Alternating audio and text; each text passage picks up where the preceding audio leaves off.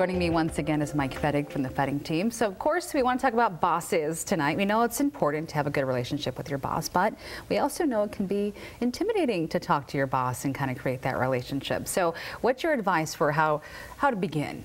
Well, how to begin would probably be starting to evaluate who you're working for and what this person's personality is like, what they like themselves, from a communication standpoint from other employees, what you see works, and start to really just evaluate what that person's personality is. Yeah, so make sure to know their boundaries. I mean, you don't have to brown nose, as some people say, but you want to make sure there's an open line of communication with your boss. Absolutely. In the open line of communication, and sometimes you have to ask how you should be communicating with this person, what you should be saying and what you shouldn't be.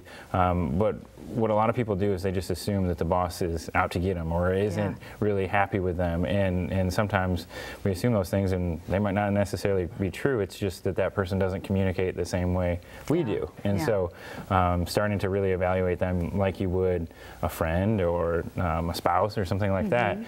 Read that person and read their body language and really start to study them, get to know them, can help your relationship and how you engage with them in the future. Certainly help your job and your place in the workforce as well. So evaluate them. Don't be afraid to approach them. Any other tips that you have when it comes to building that relationship? Another thing could be if you were to pay attention to if you're told to do some certain things, that you're going to recognize that and actually follow through with them. So if you agree to do things, let's stand by it and get them done. So. Yeah.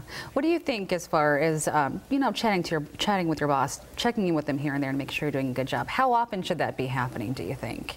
Well, it's going to be dependent on the situation and how much exposure you have to the person. If you see the person every few weeks, then you're not going to be able to talk to them daily. And other people in other situations, you might be checking in on a more regular basis. So trying to evaluate what other people are doing is a good thing, and then being direct and actually going and asking and saying, hey, how often should we be communicating on my progress?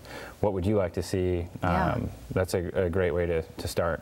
Certainly case by case, and when you do get that feedback from your boss, you want to make sure that you are acting on it. Doing what they tell you can help you improve your job performance, right? Yeah, absolutely, and just make it an easier job for you and make it more enjoyable. If you're feeling as though you're meeting their expectations, you're feeling more appreciated, you're happier, and it's just all around a better situation. Absolutely. Real quick, where can people find you if they want more information, Mike? Well, we did move into our new building on the north end of downtown at 265 Leonard, and that went well.